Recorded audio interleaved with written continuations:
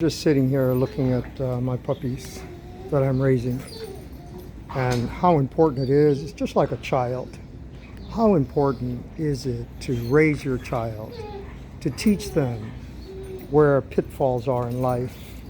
You know, if we can teach our children where the danger is in life and then point them to the gold, then they can avoid a lot of problems. But if we just point to the goal and tell them that that's the end game, then the pitfalls that lie above us can keep us from ever reaching that. So I like to teach my puppies where the danger is. I introduce them to danger and teach them the direction in which to go in so that they can survive, because it's all about survival. And once you get past survival, then life becomes easy. But if you're always living in a survival mode, you're going to have a problem. And that's what I mean by taking half steps in life. And we have to take full steps. And we have to remind ourselves to take full steps. Even I have to remind myself to take full steps in life, because somehow it's genetically programmed in us to be a specific way, because society has taught us to do that. But if we look deeper at something. That's why I said to observe, be a good observer of things. You can sit back and look. Sometimes I just sat back for hours and hours just looking at my dogs, just looking at how nature created this beautiful creature, looking at the sign languages. These are all sign languages. These are signs of submission right here. A combination of submission and dominance. And see how she puts her mouth around her and her mouth around the smaller one because she jumped on her head. And the fact that she's being submissive, she wants to keep her in that way. You see how she kind of grabs her around the face just to keep the head going in the downward position. Because if you can keep the head going down, the tail will go down and you're successful in your mission. And that mission is hierarchy. You know, aggression is the highest form of communication. You've heard me say it many times. It's perfectly understood in the animal community, not necessarily in the people, but we have it. And because we love this creature, because we give it unconditional love, we have to be able to understand how nature created this creature. There are pretty much 5 reasons for aggression. This is a little trivia. One, you have that you may have a genetic predisposition to be dominant, and this is where alpha comes from. And then you may have a chemical imbalance that is produced within the dog that causes aggression, which is more of a medical type of thing. Just like people, we have some imbalances. You know, we're not born perfect sometimes. You know, we're perfect, so to speak. I mean, it's the way nature made us, but we have this flaw, if we want to call it a flaw. And then you have a form of abuse. So we've got the genetic predisposition, you've got the chemical imbalance, you have a abuse that triggers the aggression, usually done by a human being. And then you have love and affection that can also create aggression. And then the person actually producing a dog to be aggressive, teaching them to be aggressive. Guard dogs. And that's pretty much where it comes from. And it all depends on the environment and the reality that we create for them, the time, and age of the dog, the fear input period into the socialization period, all play a part in this. The energy and the attitude of the individual that has the dog, the personality of that person. If it's a dominant person that wants a badass dog, then they're going to imprint these behaviors onto our dogs. To be aggressive, we will reward them for being assertive, dominant, aggressive, barking at people, just saying, good boy, which is a positive word, but done at the wrong time can positively create an aggressive dog or negative behavior. This girl here, Monkey, is a different personality than her 2 sisters. Her Her two sisters know that she's the runt, and they dominate her and make her scream every now and then, only in certain circumstances, mainly around food, because she's a foodie. And I'm so happy of that because she's so thin that she loves to eat. But that personality of each dog, and in a certain environment that we are creating, which we can call the reality that we're producing for them, can make each dog behave differently simply because they have different personalities, even though they're raised in the same environment. You can have a mom and dad that has two kids, two sons. One son's dominant, one son's submissive. Give them the same thing to do, and then the effects of what you have given them to do will cause them to become something different. There are no two people that are alike. We have to understand what we're dealing with, and then from there, and this is through the observance, and then from there, know how to treat each one of these dogs. And that's what I do. This girl here has more of a sweeter personality, even though she's outgoing. This girl that has her paw on her back is more skittish, but she is the more aggressive of the three. But she is skittish, fearful, easier to manipulate, to make submit, you see, for the human being. So you can take a skittish dog and have no problems controlling them, even though they may be aggressive to another dog. And because they are skittish, if you start out early enough, you can control that behavior in the presence of other dogs. So that's her genetic makeup. She's a skittish dog, but she could be aggressive. And these are the dogs that we usually get, we wonder why they bite people or bite other dogs, or antisocial, right? They shut down. It's because of the genetic factor.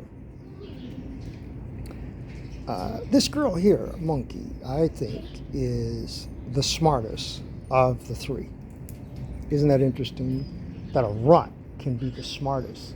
And I've often said that runts can also become an alpha if the circumstances are right.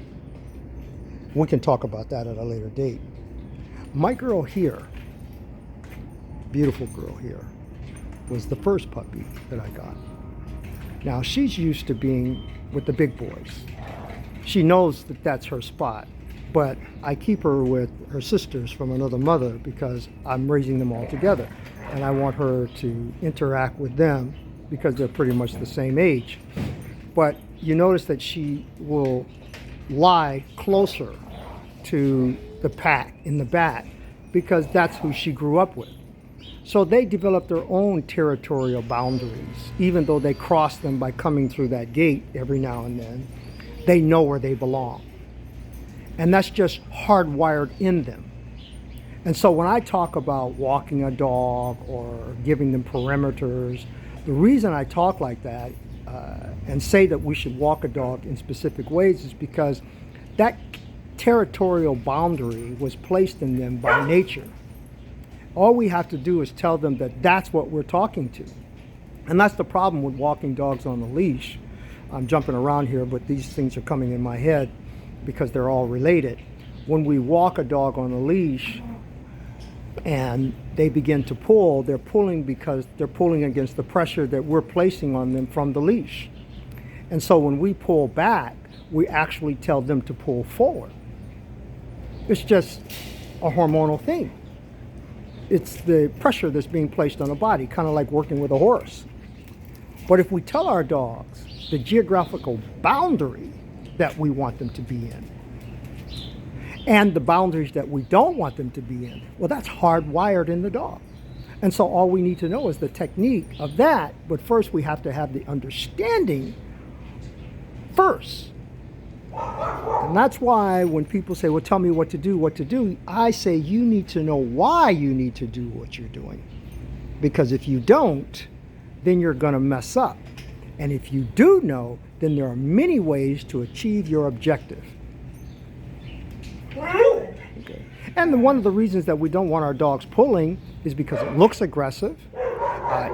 They may pull us down. It's what other people are thinking about us. You know, there are many reasons why we don't want that. But look, if our dogs are sweet and happy and kind and nice and they're pulling, people generally don't care, and that's why they put them on the flex leash. But the problem is that the dog that they are allowing to flex out to may not be that nice, sweet, wonderful dog. And then you got a problem. Anyway, what am I talking about? I'm talking about the hormonal makeup of dogs. That's what I'm always talking about, is the hormonal makeup of a dog.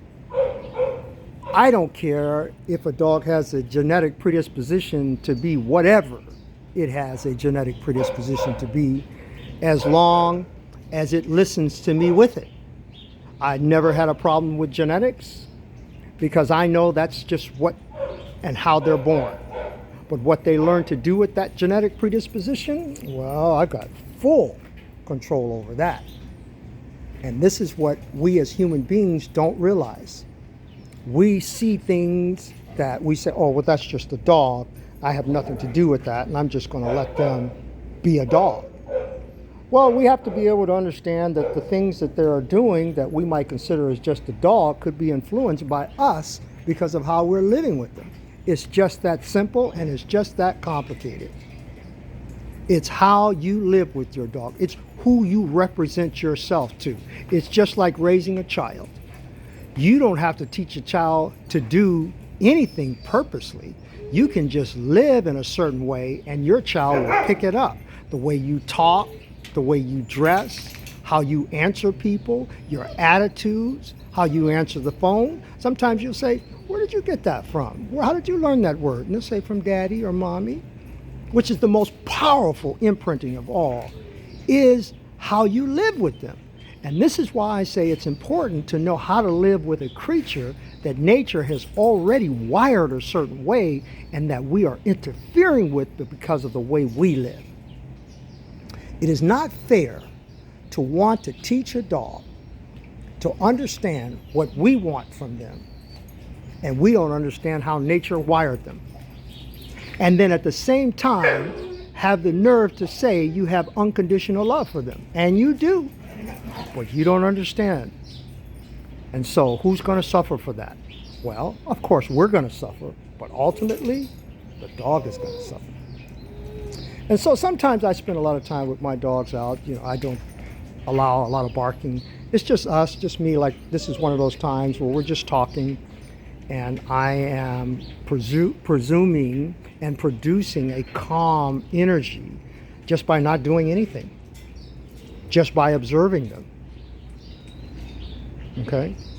And in doing so, they're getting to see that that's who I am. I'm two ways. I am that calm, submissive, loving alpha. Notice I said submissive, because when you put something above you and take care of it, then you submit to it. I submit to these dogs. No problem saying it. I do submit to them because I serve them. I'm here to help them to become something better by understanding the way nature created them and love them for what they are. It's the most wonderful thing that I can think of. And because of my love, I can deny me for them. I can deny the time that I could be spending with myself, with them, or things that I have to do for someone else, for them. Why? Because they're so fascinating. They capture my imagination. Never a dull moment. I've been doing this for 30 years, and I'm never a dull moment with these dogs. That's amazing. That's amazing. To be able to live a life where you can observe nature up close, to see all the things that I see over and over again, and the thousands and thousands of dogs that I've seen do certain things, certain behavioral things, the sounds, the body language, the looks, the posturing, and you begin to form a pattern. You say, wow, how many times have I seen this when this happens? How many times have I seen that when that happens? And then you can just know what's happening. But if you're trying to force it, if you're trying to train, if you're trying to get your dog to do something rather than observing what it is doing, then you're going to think you know. And you're going to always be saying to yourself, how come this dog won't do this? How come this dog won't do that? Why is he always doing this and that? Because you're trying to force something on them. So you never truly know. Knowing is just absorbing something. You know? Absorbing it. It's like putting food in your mouth, chewing it, and digesting it, and reaping the benefits of good food. It's going to make you a healthy person. Then you know, oh, this is good to eat because my body feels a certain way when I eat it. That's what I'm talking about. It's an organic thing. And I'm babbling because, my mind is going here and there, and I'm watching my dogs and I'm thinking about things, and some of the dogs that would be barking are not barking. I'm trying to tell you something. They're not barking, even though I'm out here. Other times I'm out here, they're barking. But they're just sitting here. It's because of what I'm doing right now. I'm talking. My energy is different. I'm not moving. They're picking up on that. See, just appearing can create a stimulant within a dog. Just existing can create a stimulant and a hormone within a dog. And they can sit here, even though some dogs are out, some dogs are in, and they can be quiet and just kind of listen to me. I do this every day with my dogs. I realize that dogs that are closer to me when I'm doing this are more active, as you can see with the puppies. And dogs that are not are very still, as you can see, observing me from a distance. Now, I'm saying that to you right now because dogs that I have inside and outside. The dogs that are closer inside to me, they have certain behaviors that are different from the dogs that are outside or in the back building with me because of the proximity. And that means something too. For example, if I'm late getting back, the dogs that are inside, I find will generally hold their feces before we go out. And the dogs that are further away will just say, okay, I'm going to go, And there's a method to that. And there's also some dogs that will defecate in a run. And once they do it, they find it's very difficult to, it's very easy to do it again. And that's why I'm always trying to be on time with a new dog, because I want them to learn a lesson that it's not okay to do that. And so all I have to do is just make sure that I'm on time. And if I'm on time, then everything works perfectly. So raising a dog is not all about trying to tell it what to do. It's just living with it so it feels that it should be doing this or feels that it should be doing that. I'm working with these puppies because I want them to feel a certain way. There's nothing that I want them to do. I just want them to allow for me to observe them. I don't want them to sit. I don't want them to down. I mean, look, we're here. There's nothing going on. They're standing. I'm standing. Why should I make them sit? Why should I make them lie down? It's not important. All I want them to do is just be near me. It's beautiful, man. I mean, I can just go on and on and on. But these two guys sparked it. These two pit bulls in the back, because this girl is here, because of course she has been aggressive. But she has done nothing but played. And Thatcher, he's got a chip on his shoulder. I think it's because he was so cute, how people treated him when he was in his fear imprint period. That's my belief. And not getting the total socialization and causing the cortisol level to go up with the playing caused him to be explosive. So by being with the dogs, he can learn to decrease that energy. And he can find where his threshold is. That's why I love to put pressure on dogs, because we got to know how much they can take so that we can know who to put them with and who not to put them with. So anyway, we're finished feeding, and that's why I'm talking so long. I have enough time to do this.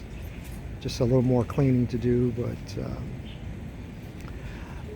I just want you to feel the dogs when there's not a lot of barking going on. I know a lot of people don't want to hear the barking. I don't like the barking myself, but I know it's necessary evil. It means something.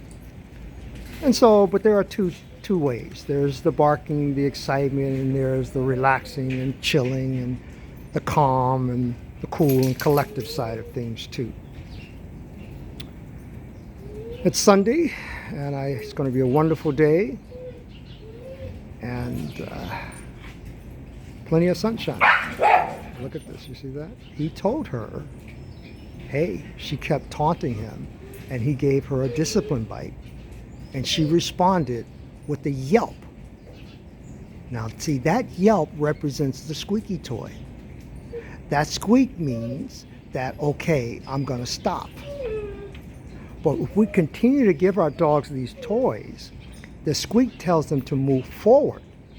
And so it's going against what nature has already programmed into the dog, and that's why we create a neurotic dog.